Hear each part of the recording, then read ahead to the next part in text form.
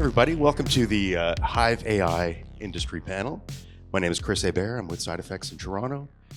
With me are three distinguished gentlemen who are presenters here today. Starting with Hristo, you want to introduce yourself? Hey guys, nice to meet. Thanks for the invite. So I'm Hristo. I'm the tech lead at my visual effects company called Bodoshi VFX, and we have designed this service with motion capture from a prompt called Kairos.ai.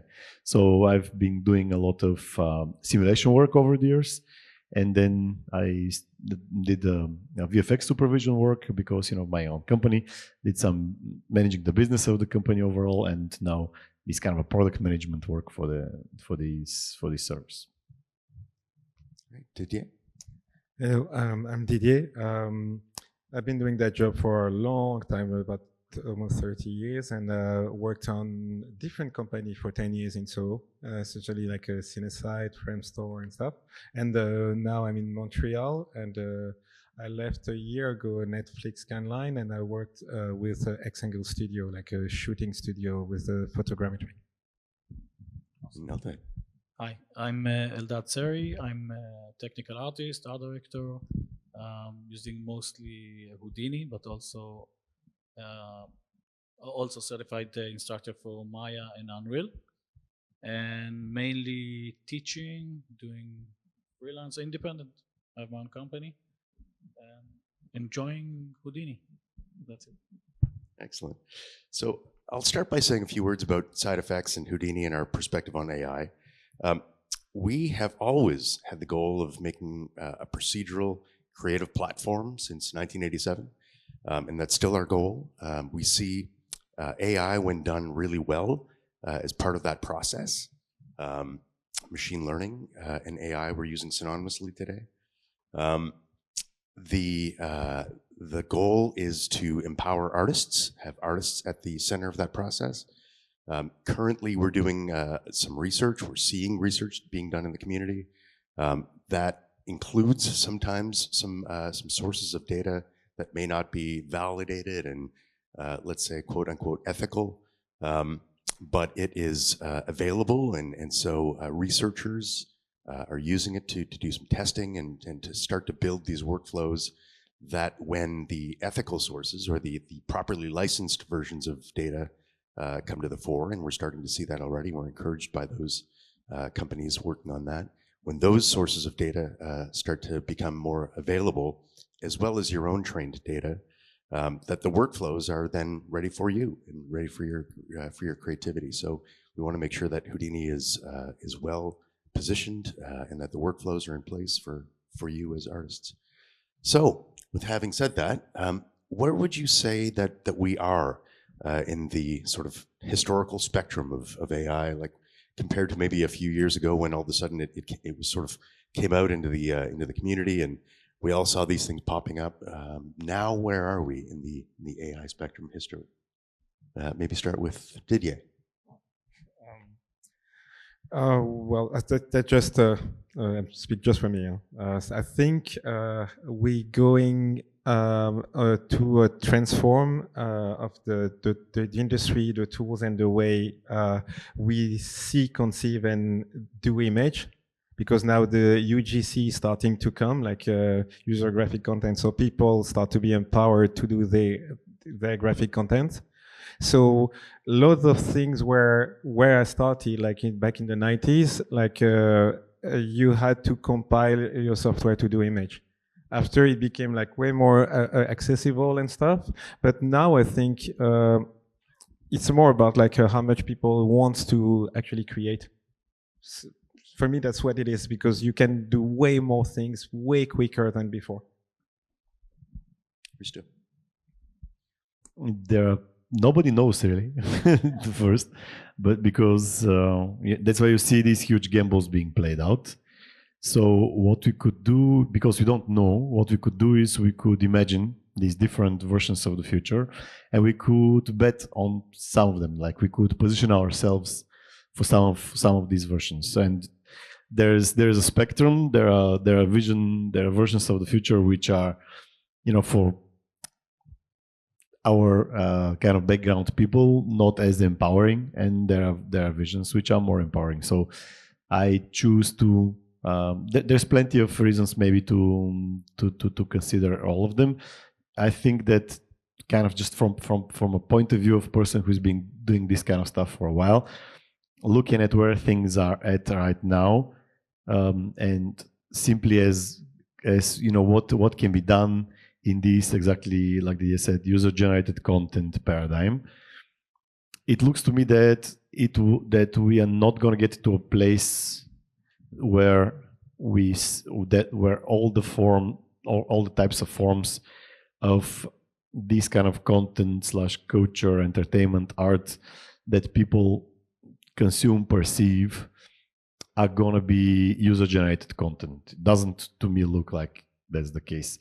If the mix changes dramatically, so shorter forms become more dominant, then it's possible that the overall mix becomes dominated by these kind of techniques. But until now, it has been the rule that the audience is very fickle, so you can't really find the formula and force it on people and predict what they're gonna like, etc. So now we know that the tech companies have their methods, which are more, maybe sophisticated and maybe insidious than the traditional movie distribution methods of just like attaching stars to productions and hoping people are going to like them. So these new methods, yes, they are more effective. They have big unintended, unpleasant side effects. But I think even this is not going to be all conquering. It's not going to define what everybody's going to want to see, basically. So, for these reasons, like one technical, one social, I don't think there is going to be, like, we are at a place where we could put definitely some trust into a version of the future where there would be creative people building stuff for everybody else to perceive, and stories to see and to learn, that are not going to be just commissioned to a machine. So yeah, we can be optimistic, I think. Yeah, let's avoid that. Eldad, where are we now? I agree with both of you. I think that's amazing technology and capabilities, but I don't think we're at the point now that we see how it actually plays in a pipeline. And I think that a lot of us are testing it in order to find out with all the new stuff and Gaussian and AI and generation and machine learning. And like you said, that you're enabling that. You have the platform and to see what creative people would do. So I'm guessing we're pioneering that and we're trying. And I don't think, actually, the more that I'm using it, the more I feel that it's hard to control and to get to the desired end result. Sorry if I'm offending someone. But so I think that it is nice to see, I don't know, birthday and cameos and people who are like taking celebrities and saying stuff, but I don't think that what will conquer the world. And the more I see on social media and stuff, you can detect what ChatGPT wrote, and without even the obvious, like the dashes and stuff like that. But it doesn't feel human still, and I think that people are shying from that. And so I'm less worried, and I think that the industry will bounce back. But with using those tools, because those are very, very capable tools and very robust, and they save a lot of time.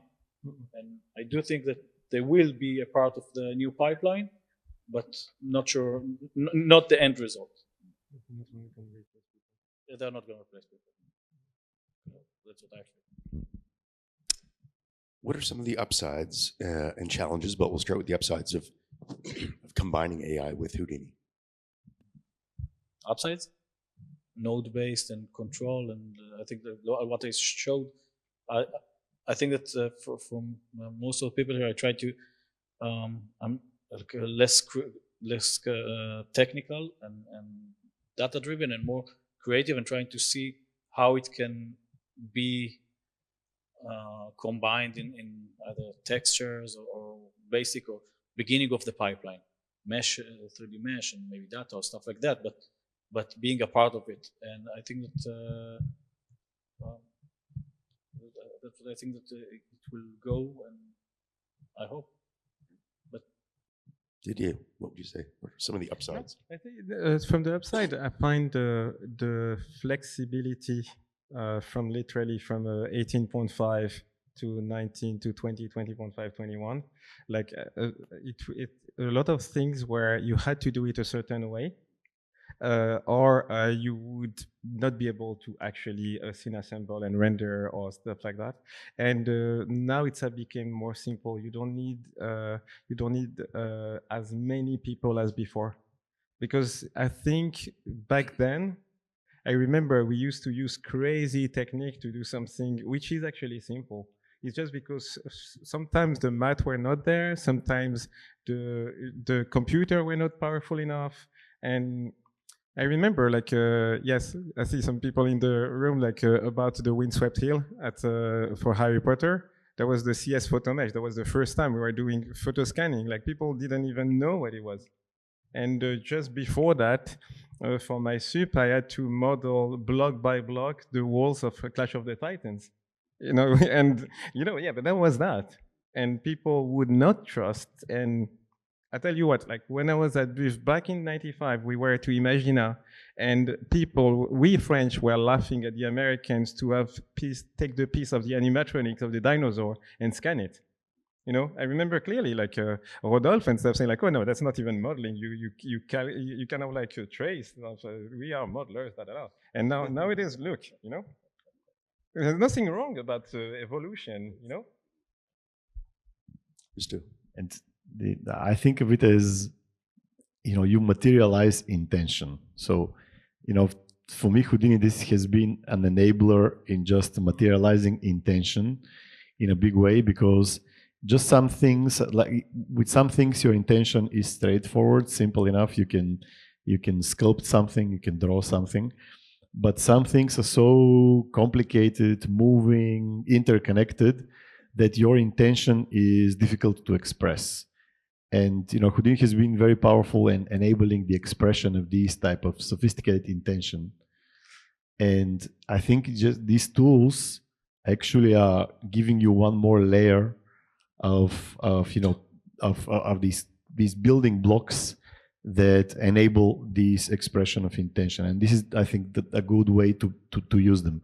Not as a replacement of your intention, because this is obviously something that is easy to hide behind, and all of the LinkedIn bros who are saying, "Oh yeah, this is the end of whatever," and they just put in something that they simply commissioned, you know, from the stolen training data, honestly. And this is a replacement of intention. So basically, they ask it, you know, to do stuff. But if you're using it as one more layer of complexity that is in the part of the weave of your intention, then it becomes something that can enrich basically the tapestry that you are building. Because, you know, in Houdini, there's always, you start with something simple and you add and add and add these layers of complexity until you end up with something that has your artistic intention but has an organic and natural complexity. And I feel like these tools, you know, when they are best used, they give us layers of complexity that were not really easily achievable before. So I feel like that in Houdini, it's one of the best environments where you can combine all of these different ways of creating. So you don't just, you know, use one thing, and when you have only a hammer, everything looks like a nail, but you embed it with all the rest of the you know, the methods of expression, and you end up with something which is then more human than simply kind of an output of the model. And Didier, what would you say are some of the challenges you faced? Mostly is how expensive it is to actually produce things, because as you both said it's really easy to rapid prototype something which is sort of like promising, it gives some Yeah, and at some point when you want to achieve a shot, let's say you have a crowd shot or something, and then you've been animated 2 characters, you make like a crowd, and then you pass the temp, and now you have to render the stuff in the 120 layers.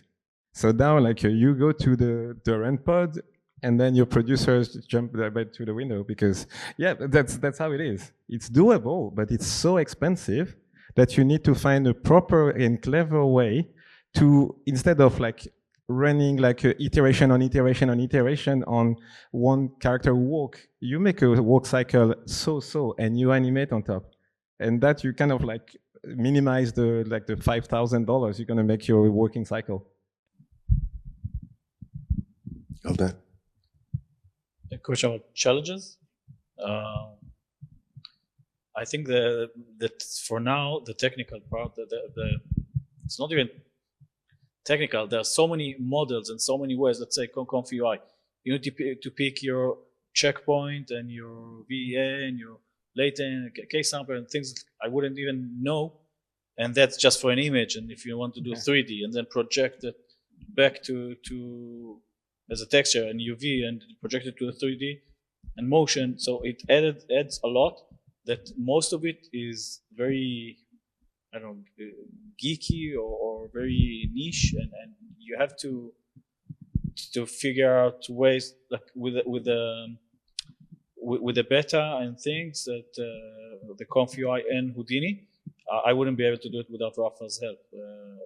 He just broke it to actionable items because it's just too much. Each model has the things it works with them and specific way and specific parameters and a lot of specifics. So I think that that's for me what was challenging. So it's so new and so green that you're trying to, there's no, big tutorials out there or ways of doing things, established workflows. Need to look for how to do stuff, and AI usually trying to help you, but you don't know when he's lying and when he's helping. And yeah, from the smiles, I understand that everybody's been there. And for me, I think that we're at the stage, like a few years ago, I was really big into 3D printing. And it's not like printing a file that you have a nice picture, you take it to the printer, you press a button, and you have the printout. It's more like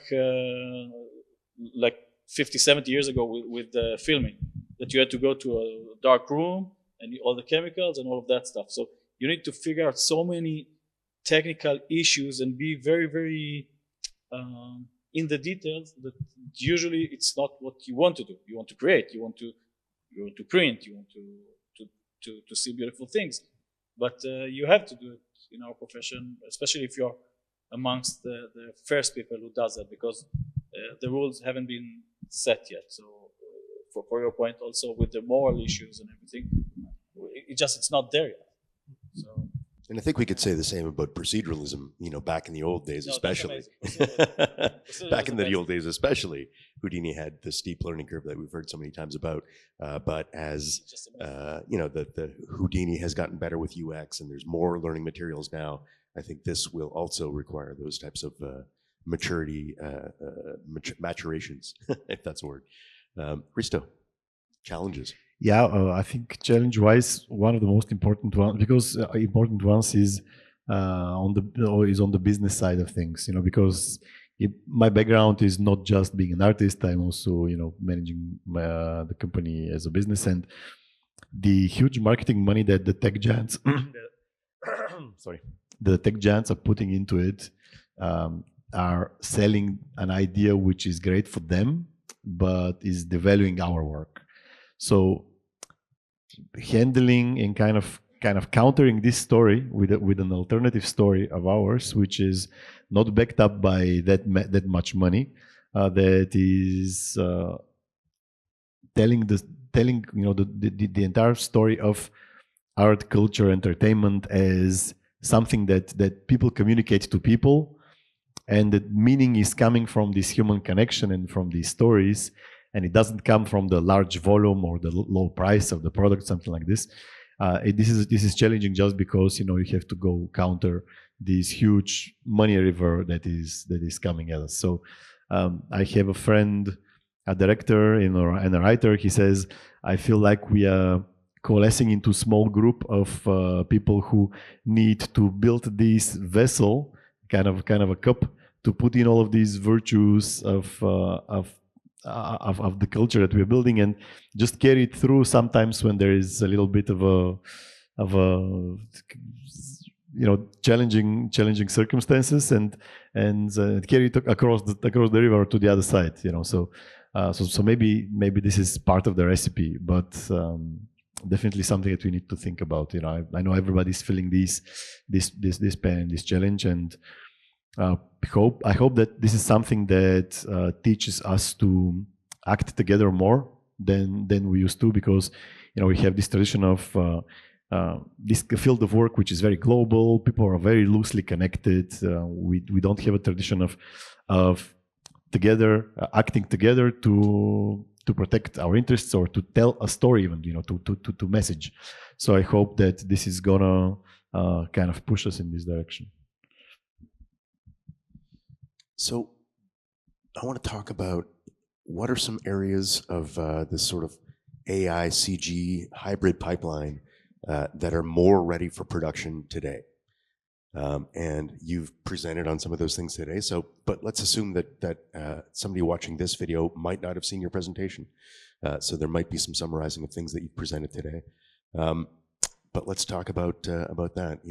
What are some areas that we could, that artists out there could leverage today to improve their workflows? Eldad?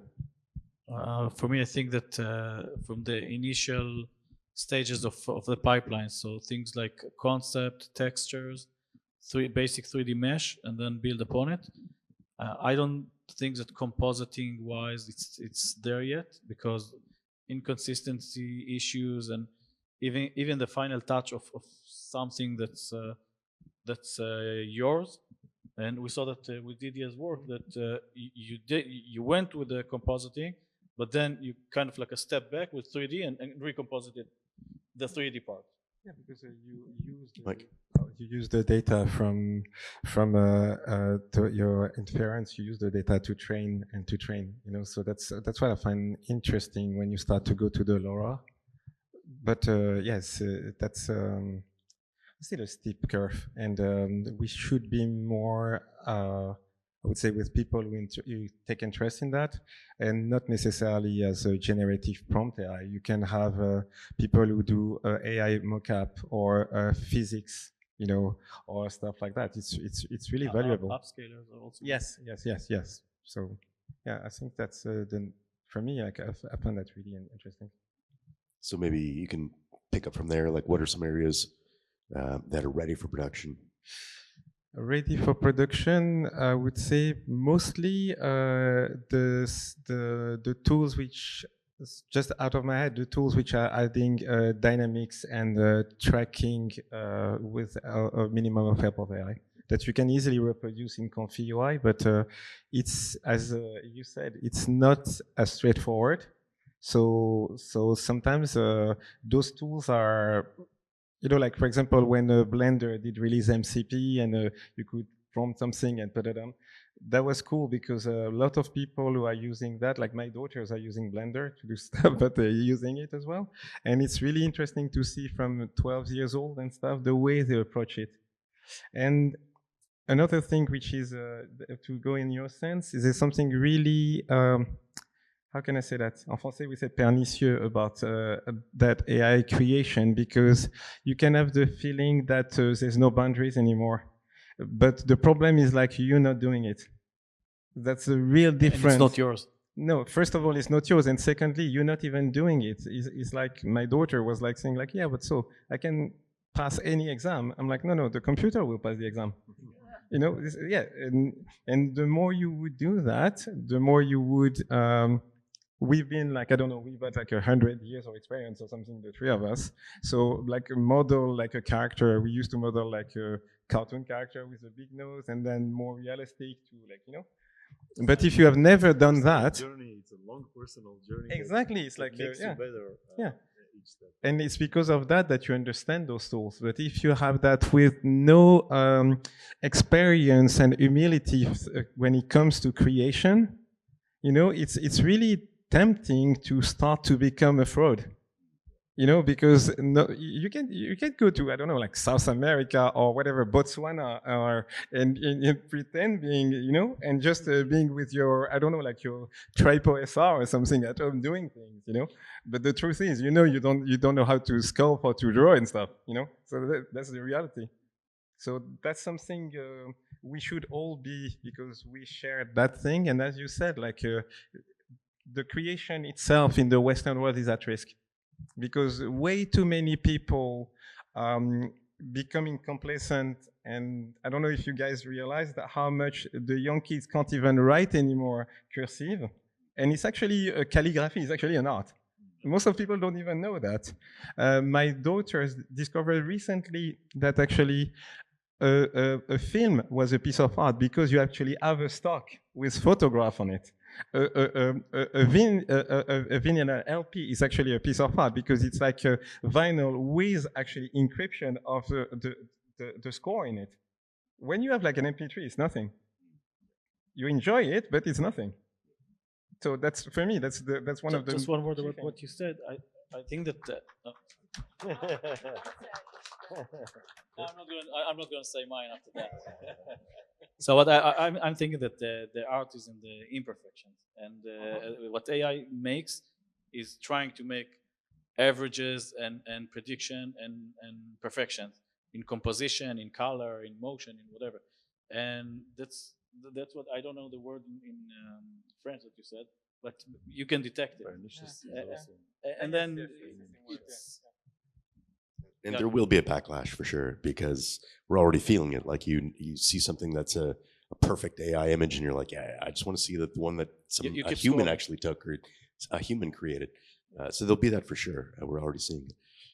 But back to the question, which is production ready techniques. Yeah, there is so many ways that you can use this kind of stuff, which is not the final thing on the whatever screen, printed page, which is, you know, your product. There are so many ways that it can help you out to reach this destination without replacing, you know, your product. So there are directors that I've been working on, and there, which are two types. So there's literature directors, you know, script writing coming from closer to the script, and there's directors which are storyboarding, you know, closer to the drawing side. And for the guys who are closer to the script, it enables them to kind of refine their idea much faster, and to get actually some visuals that you know they can discuss with their close associates, who might be, you know, production designer or art director very early on in the production. So when they get to anything, you know, resembling production, or when they get to basically spend money on stuff, they have a much clearer idea on exactly what they want to be built, which is something that is, you know, gonna probably save some productions from not being at all ever made, because, you know, they were not convincing, you know, enough. So yeah, from these very early stages to then there are mundane things that, for example, I as a visual effects supervisor have been doing, which were too difficult, like somebody sending you a script and then you have to return an offer. So, for example, I use the language model to convert these loose information into structured information.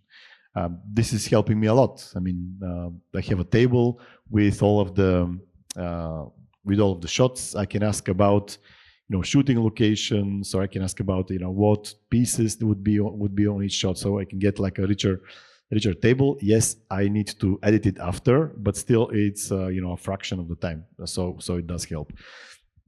Then yeah, if you have a visual effects or animated production, our motion capture thing, I think, is completely ready. Of course, you know, that's what I'm gonna say, but yeah, use it. So this is working. Textures are working. We were just talking with Enzo about, you know, that being able to traverse texture space with some semantic parameters. This is something that is very interesting. You could use these assets as easily 3D created placeholder assets to flesh out an early version of your world, and then, you know, focus your resources at places which make sense, where you know, where the eye is going to be spending most time at. And if you are a matte painter, pieces that you used to scour images, the internet for images for hours, you can basically kind of infer. I mean, yes, all of this data that this was trained on with these stolen images, this needs to be resolved. So royalties, etc., this needs to be talked about.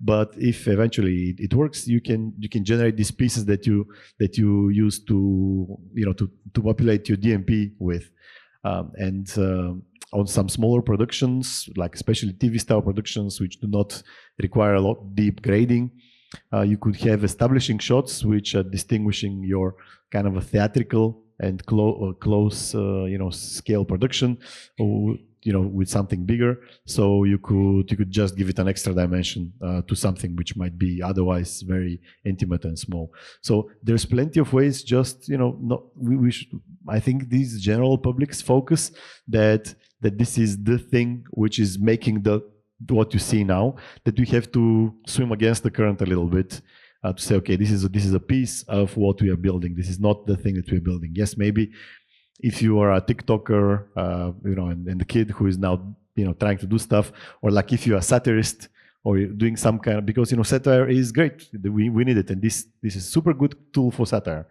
But for something which has a different function, has a function of a message and of some spirit, then this is a piece, but it's not the entire thing. So there's a difference between a little TikTok video and a commercial art that people are going to pay for and invest their time in. So let's take a pause and see if there's anybody in the audience that has a question or comment about anything that's been said so far. Yeah, right here.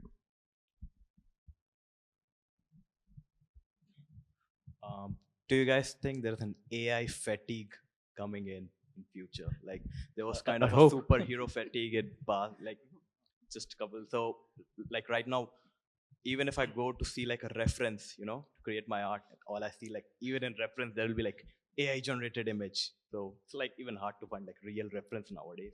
So do you guys think there's like an AI fatigue, or like this bubble gonna burst one day? Yes. Oh yeah, definitely. But it's going to be waves, because as you mentioned, I was been doing environment for a long time, and matte painting as well, and now I'm doing Gaussian splat of environment.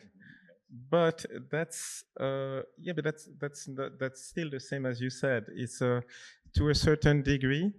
You could say, okay, now since we can do a Gaussian splat, we don't need matte painters at all. Only compare, and we don't need environment artists. We're just going to take 5 modelers. And after the first stamp, clients will be like, well, those things, we decided to add a new street in London and actually a building. And then everyone's going to be like, yeah, but where are the reference for the building to prompt? There's no reference, The building is squared, and the next week the director changes the pyramid, and the next week, So that kind of adaptability, I think effectively, as you said, that create that fatigue, because people have the feeling that they achieve something like that. And when they get to the flurry of notes, they realize that it's actually take the same time as doing that traditionally, I would say, for like, I would say a good 50% of what we're doing. You can achieve rapid prototyping in temp 1 quicker, but after, since you haven't built it proper way, to pass it on the next department, that would take you to QC it. So everything you win here, you're gonna lose by normalizing. No, but by normalizing your stuff. It's like the survey that found out that people actually end up with finished coding products 20% slower with AI than without, because they have to go in and check everything and fix everything, which is slower than actually writing it on your own. Yeah. I actually hope that there is going to be fatigue, because the amount is huge, obviously. So the larger the volume, this is how your brain works. You're gonna turn off at some point. But I think we can make the fatigue work for us, because this is gonna enable this is gonna highlight the difference between the intentional human-made stuff and these kind of hallucinated thing, because the real difference between the hallucinated thing and the human thing is the intention. That you can see that the hallucinating thing is, it's kind of going into 20 directions at once. You don't really like it's kind of scattered. It looks like something that was kind of scrapped together from whatever. While the human thing, it has clarity and purpose. So so the way that we can make the fatigue work, for us is to be able to compare these two. So that you're going to see the higher value thing compared to the lower value thing. And it's like when you get too much junk food, this highlights the good stuff actually. So yes, there is going to be too much of it, but the way, I think the optimistic way to see it is that yes, this should let us focus on the better stuff more.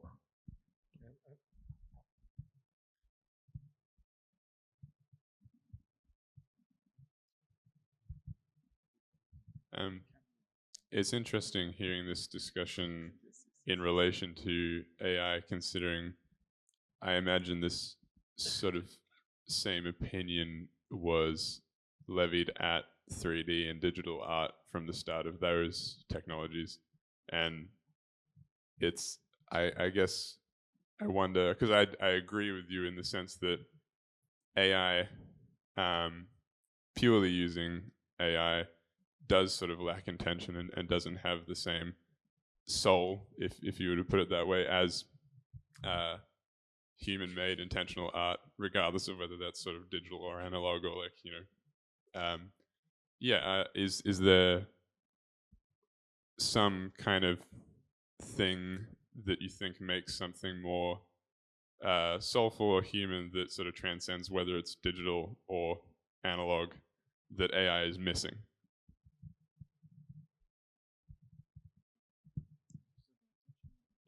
Yeah, to me this is kind of obvious. I mean, when something, in these intentional pieces, there is many elements which point towards the same direction, the same idea, the same message.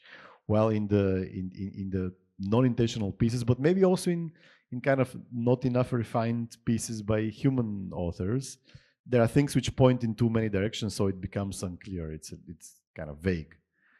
So this is my feeling for it, at least. I think it depends, like, what's the purpose, because at least the way I see it is like those model of AI you is using, not every model, but some of them, they like glorify printers. I would say earlier, like the gentleman was asking, yes, there's no fatigue about AI and stuff, and I just realized that most of the people in this room have a better camera than Man Ray ever had, and no one is capable to do a photo like Man Ray, So that doesn't make you get rid of your smartphone. You still take some selfie and stuff, and you would be 4K, 8K, like 720. You don't care. You just communicate with your friend, So because the tool itself, a pen doesn't have a purpose. It can be to kill, to draw, to light a fire. It's like the same for AI tools. It's not someone. It's actually adapting to you. So yeah. I think too that we look at AI these days and see how it is. It's going to get better. It's going to get really good. It's going to be so good that it's going to pull people in, and it's going to look exactly like movies, like the real movies that we see every day. So we can't assume that it's not going to be heartfelt and soulful from that perspective. And that's where it's going to be even more important to know how it was made. Was it made by a machine only, or were there humans involved? And I think it's the telling of the backstory behind the sort of pulling the curtains aside and seeing how things were made. That's going to be even more important in the future. And I say this with that CGI kind of aspect too. Like, a lot of people don't realize how much work goes into CGI and 3D, and that's why maybe there is a bit of a backlash sometimes on CGI. It's because they don't realize how much work goes into that, the humans that are behind that and making those visual effects. It's so much work and there's so much craft to it. I'm happy that we've been part of telling that story at Side Effects and Houdini, and you can go watch, many of the interviews with the artists that put it together. And I think that'll be that much more important in the future as artists have access to these AI tools. You'll be able to make things more easily, more quickly, more efficiently than ever before, but it'll still be the work and the craft that goes into it that'll be that much more important, I think. Yeah, but the models themselves they're not creating from nothing. Actually, like people, you use training data. That's why you call them data, because you actually use them to train. So the AI doesn't do things just like that. And they're saying the time that it starts training itself with synthetic data and get even better. Yeah. But I'm not buying that. No, I'm not buying the thing that is going to become as good as movies either. Visually too. Let's do that. I'm willing to bet on it. Yeah, come on, it's going to be a genre like like a gore movie, or like a Japanese stuff.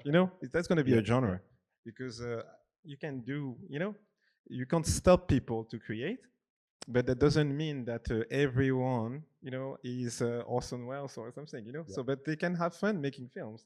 Absolutely. As long as you are the artist in control. And you're using it as a tool, so it's fine. It's another tool, amazing tool, but it's a tool. The pieces which I enjoyed the most are where people are having these individual, creations. They edit them nicely together. They make them into a story, and the story it kind of works. And you use and you make it self-conscious. You make it self-deprecating, and then the artifacts of it being kind of cross-eyed AI, kind of half-conscious, they become features. So when you make this kind of badly kind of putting together these floaty, half alien, uncanny things, and you put them on faces of people who that let's say of power. So when you use this to speak truth to power, you're saying the face of of power is dehumanized. So this is the message that makes completely sense. And having the what we see as the defects of the AI creation, they're nailing it exactly on the head, because you're telling exactly this story. So yes, absolutely. For some genres, this is going to be the defect is going to become an effect, and this is going to work completely. But it's not like I'm not buying it. Kind of over taking over all the rest of the of the art forms. And the other thing is that when there is this story about James Cameron says, oh yeah, you're not going to need these many people, and like it's going to be just like the genius directors like myself, he's going to make my own movie. Well, this is also a shit version of the future, because all the people who are part of making these products, like can you imagine the cathedral? So there is a I forgot the name of the guy in Barcelona. The architect Gaudi. So there is Gaudi, but there is all the stonemasons. So are you gonna say that all of the stonemasons' contribution is worthless and only Gaudi is like the single genius? No, all of these guys who had the craft. The craft is an awesome, amazing, and like Didier said, this is it's a journey that the craft lets a person take a journey of self-discovery and self-improvement. That if you're a kid who now takes these things just as like ready-made pieces, it is basically diminishing yourself if you're not taking this journey. So keeping the craftsmanship in there, and again telling the story about how much these people with their craft are contributing to it, I think is important. It should not be like they are not in the way of a single genius one-handedly achieving their vision. It's the other way around. Like the craft is a large part, at least half of what makes this valuable. So the people should not be kind of denigrated or anything like that. And I think maybe we go the other way around. So take a part of the craft. Let's say right now, one craft, whatever people are mocking, like UVs. Let's say people always making fun of UVs. Oh, can't I do the UVs? But there is some person who is really well doing UVs. Maybe with some maybe we can find a way to empower this person so they can make their stuff really well and get some help, from the sides by these agents to highlight their thing, and then make a UV floating character, something which is interesting that I can't even figure out now. So why not that? I mean, AI generated UV topology. I would definitely use that. Because you're lacking this part of the craft, and we are in an environment where high cost of living is making it difficult to hire a person to do it for you. Back in 2000, when I started in visual effects, there was still a lot of people working really long hours, too long really, and there was a different kind of culture at certain Soho companies as well. And so the thing I was aware of is there was a little bit of a lack of autonomy in terms of getting over difficult problems.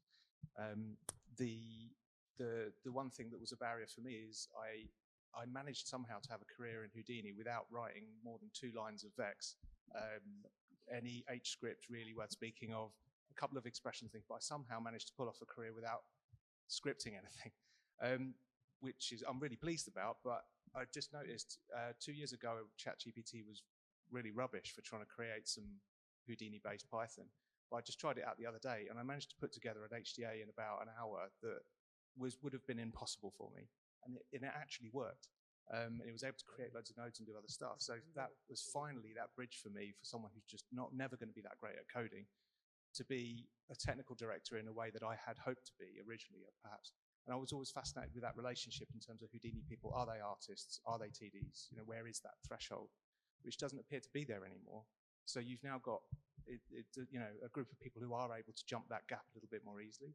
So I'm more interested in what the panel thinks about slightly less exciting uses of AI in terms of just changing work culture and getting people out of the door before 5 p.m., 6 p.m. Because I watched a lot of people go through a lot of pain using Maya, using anything actually, in a work culture that should have been easier. It should have been more fun, really.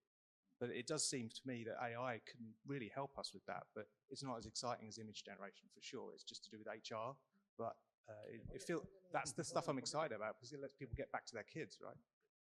Did you? Yeah, I think you're completely right. That can help on that. And I've got a friend who's working on a sort of like a predictive model for production. And he gathered. No, but that's really funny because that started because his wife was a line producer, and now she's a producer like cinema. She left the VFX, and he was without job during COVID and stuff, and he started to get into that. And he took, I think, like at the beginning, 10 project that his wife did, and he started to analyze the stuff and started to consolidate data to train, and he could more or less not really predict, but have a vague idea of, okay, you want to make that kind of thing with that and that and that in that time, it is not likely to happen. So, it's interesting to see that as well, because that's an assistant to you. And I think, yeah, that part I find is as interesting for us, because they teach us some stuff about our art, our craft, as much as AI has been used in cancer and oncology research. Typically, like where I'm from, like in Canada, you can see the difference. Clearly, I could see from France to Canada about how many people get diagnosed really early and treated really quickly compared to the rest. And that is a part of the normal evolution of medicine. Like no one never asked that, it's just there. And you go to the oncologist and you go doing your test and you don't even question that, And I think for us, it's have to become like that, like less scary about, oh yeah, he's going to steal my job. No, that doesn't think. If anything, it wouldn't steal your job. You will have like a complete factory of automated robot and agent doing that, like Amazon warehouse. That's not even your job. That's another job, So yeah, I think on that to assist us and to help us, yeah, definitely for me that should be the way to go. Okay. And about what that I'm going to be short. What you said about working less and being able to do other things, I really believe in that. It is good that you can do other things, and still, when you are in control. But I would much rather still work more, but get more things done, or do things that I wouldn't be able to do, which is like you with code and a lot of things you saw. A lot of them are not my profession, and also things that are mundane and boring, or stuff that are very tedious to do, and we can have some automated tool to do that. It's also fine. I think as long as we are navigating the end result is good. And also one more thing regarding what you said about tools, like when you're writing documents and analyzing things. Um, I think that it is good, but if you don't know your profession, it won't help you. I cannot write a document for something I don't know anything about. But I do like the iterative process of letting it write something and rewriting and letting it clean up. So it became like a very iterative process, which I think enhances us in general. So again, tools, not more. There is a very cool person who was commenting on some tech CEO saying, "Yeah, I started playing with the chatbot about theoretical physics, and in 10 minutes we had arrived at where the current edge of physics is, and then in the next hour we came up with a new theory." And she's like that this is basically a Dunning-Kruger effect that happens that if you ask it about stuff which is inside your field, you're gonna realize which are the useful parts of the result and which are not. But when you ask about field which is very removed from yours, the convincing smoothness of the delivery is misleading you that basically all of this thing makes sense, which it doesn't. So you're saying, oh, okay, yeah, I'm now a nuclear scientist. Oh, I mean, this is enabling me. Well, if it's like in the thing that you were saying, that basically you have 90% of this field, covered, and you need a grain somewhere, which is a very it's very important nugget. Like there's something which is taking you across some threshold. Obviously, you are in a position to monitor this very closely, to monitor the results. So let's say you treat it as a black box. You don't read the code at all, but you can give it inputs, evaluate the outputs, and it's confined.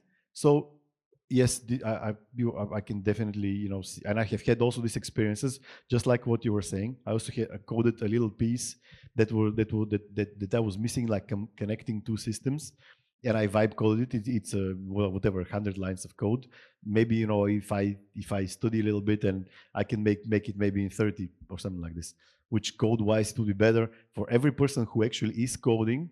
That he's going to look at it, he's going to say this is inefficient, silly, whatever. But because it's so confined, it doesn't have any effects spreading out. Then yes, this is totally going to work. Maybe it's a task which is not performance sensitive. It's not going to be a part of teamwork where people need to commit. Like it's not like a software complicated situation. So yeah, this is going to give you a productivity boost, but you're not. Is this going to let you go home sooner? So I think this is not just a productivity question, because you can become even more productive. But if I feel like if it is connected also to the question about jobs, are we going to have more jobs or less jobs because of this? I feel like this is not going to be an issue that is going to resolve itself. We as people need to have a position to push the world in a direction where these things are going to lead to this kind of new abundance of material being created, the benefits from these technologies and from other stuff to be more equitably spread out. This is not going to go without our involvement at all as bystanders. I think we've been bystanders since the 90s. Okay, French people are a little bit better in this regard, but a lot of the world has been bystanders for way too long, I feel like. And all of these things, like the technological changes, yes, but social changes, driven by people, need to occur for people to go home a little bit earlier. And we cannot abandon this responsibility that we have. So related to his question, if Houdini is well suited for integrating with AI, what makes it so? Why Houdini? The batch processing is very important. Yeah, so Houdini has tops, Houdini has HQ, but also even the geometry context is kind of batch processing mindset, and because just using the AI in a way which doesn't overwrite your output, but is a piece of your output. Houdini lets you slide it into the middle of the deck, and not just at the end as a kind of a override. And node-based in general, just easy to reuse and plug it. Maybe people are used to this kind of thinking also, like people who have been using Houdini are used to this kind of thinking. For them, it's a little bit easier to jump into these workflows. Did you? And I think as well the methodology has changed a lot, and that is part of the evolution as well. But to answer your question about do less over time, I think it's more like effectively a social aspect of the work more than the work itself. Because if you look at the first avatar, the second avatar, and now the one to come, there's like no way the client has like. If you can make 1,000 assets a day, it's gonna put your task like 5,000 a week. It's not gonna be, oh yeah, you finish your 1,000, you go on holiday. No, you're gonna stay there and continue. Yeah, that's what I would say industry is about, and that's why I find that cool, because we used to like beast of burden pushing stuff like stupidly, like move points stupidly until 3 a.m. for like something with now, you would fix that in like and that, pushing vertices, like, I mean, and now like this is acknowledged, but there's more things to come, Now like people would be, oh yeah, well, now you're not gonna do just groom. You're gonna do the groom and the clothes and this and the groom under the clothes, which yeah, because that's groom under the clothes. Yeah. Yeah, and like the theft of air, like going here. Oh yeah, no, I don't see the air. Yeah, that's gonna be like that. Related to that, 5 years from now, what does the pipeline look like? What's the pipeline of the future? Eldad. That's a good one. Hopefully, same as now, but with more tools, with more AI to automate what we don't like to do, and gives us more tools to do what we do want easier and get more of it, I guess. Yeah. AI bubble bursts in a year and a half, and we get super cheap GPUs. GPU cost is gonna be like 1% of what it is now. Everybody's gonna have a render farm at home. More nuclear. There's gonna be overbuilt energy capacity, so electricity is also gonna be cheap. So XPU is gonna be king. Super cheap second-hand GPUs. Real-time rendering. Yeah, exactly. Yeah. Yeah, real-time rendering, and now you would have, exactly like people who are tetraplegic, like Christopher Reeves, just by looking at the tracking of your eyes and stuff, or the domotic around you, would actually help you to create things.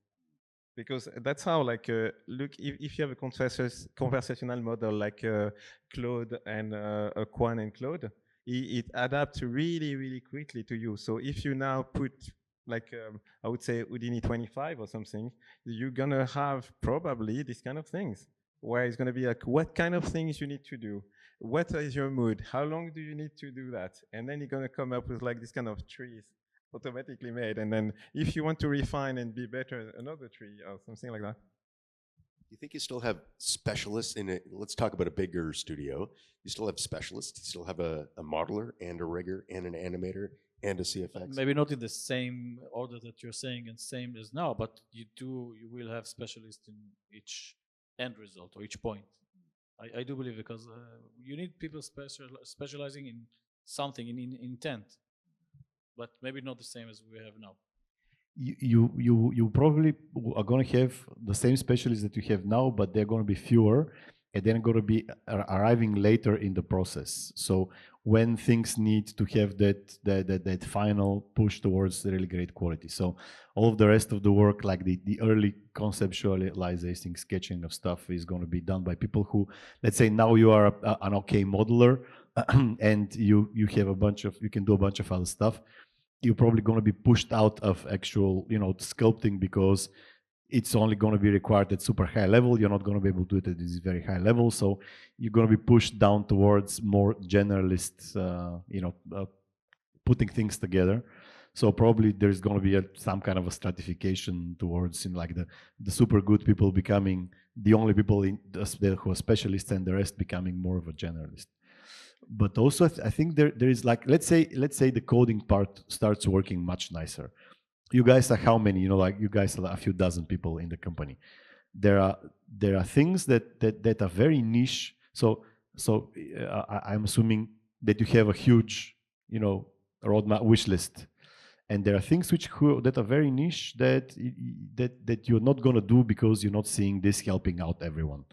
But if this part of coding starts working out, and this kind of method where 90% and you can treat it as a black box, etc., what we just described, this would enable people to write these tiny plugins for stuff that are going to enable hooking up everything to everything for a couple of years. So I think this would by itself create a kind of a phase transition in the stuff that we do and that everybody does, that because now things are just still way too disconnected. So like what I can do with clay, for example, or like if I have like a soap bubble foam, something like sculpt something out and integrate into some footage for a friend's music video, whatever. So things like I can't easily scan like a styrofoam something and then make it move because a particular sensor doesn't connect to whatever other thing. But I feel like in the coming couple of years, this should be, there would be, if the coding works well, with AI, there would be an explosion of these small translation programs that would connect pipelines better.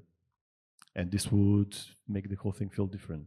And related to this question about the sort of 5 years down the road, if you were talking to a room full of students or a room full of people that were, even professionals that are concerned about their career, and what areas would you focus on learning as a student? What do they need to be skilled up on to future-proof themselves, or at least near future-proof themselves? Eldad? Did you?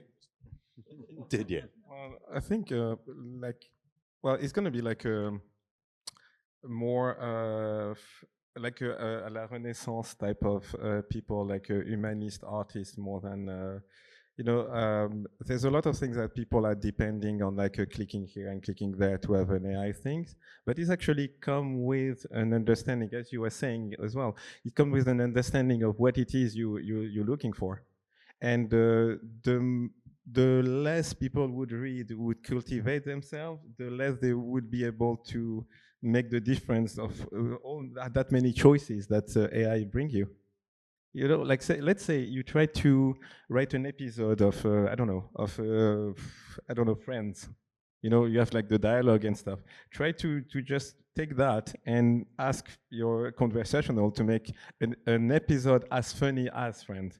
You're going to be surprised of how many cliches from Benny Hill to whatever, like Eddie Murphy, to whatever he just put together with no sense at all, because he doesn't understand what funny is. And that is, you can't teach a machine that. You have to be a funny bone or know someone who is. That's how it is. But so learn the fundamentals. Is that? Yes. Yeah. Got it. I think the most important thing is going to be taste, and something which is very hard. And something which for me came much later because I came from a technical background, and I used to be exposed to most to literature than any other forms of art when I was growing up, and yeah, to me this kind of visual taste came much later, and with lots of difficulty and lots of correction from my supervisors, etc. People who are being way too patient with me. So I feel like, if you to be able even to find your direction in this area, you need to know what is good, what is not good, to be able just to distinguish, to kind of find orientation. So taste would be super, super important and critical. People don't take stuff like art history seriously, but this should be taken very, very seriously. Art, but visual arts, but also music and all this kind of stuff. We have so much abandoned these things. People don't really know where things came from, why something is good and why it isn't. So this should be super emphasized. And then and then would be the fundamentals for everything. I mean, I think if you teach taste, then this gives you the artistic fundamentals, and then the technical fundamentals. I always, to students give the example with Michelangelo, that he was not a person who didn't care about chisels and about paint. He knew about chisels, about brushes, about paint, the chemistry and stuff. Michelangelo, sorry. So you need to know some of a lot of the things that make the world that you like, the tools that you enjoy working with, what makes them move. You have to know some of that. And then the specialization, like find something, stumble into something which is firing you up so much that you're going to be one of the very, very best. If you don't end up there, then having the fundamentals and taste are still going to let you, be okay in the whatever generalist area. So this should still, work if you don't find something which like is really, setting you on fire, which is okay, but these other things should keep you afloat. I do want to answer it now. I think that mainly inspiration and trying to find things from ideation from anywhere, and also to challenge themselves, to try to take on small and bigger challenges to complete something, but not from the technical point of view, because the technical would probably be easier. So not necessarily a certain program or a certain workflow, because that could be figured out with those tools very easy, but try to invent, try to get inspired, do things, and just challenge themselves to finish it. And so that's what I think. Exactly, to develop taste, as you were mentioning, that goes with the empirical experience. So there's no way, like in 10 years, 20 years, like if the next generation, our grandkids, if they want to get knowledge like that, a bit like the Matrix, you upload stuff, but it's not working like that. You can, even if you upload the capacity to dunk or something, if you're actually too small, you're gonna hurt yourself really badly, So it needs physically the training needs to be done. There's no other way around. Don't be lazy. Well, thank you very much, fellows, and everyone in the audience. Thanks so much for participating and engaging so well. And I think the summary is that the future is bright, and there will be sort of easy ways of doing things that might be too lazy. That when the computer does everything.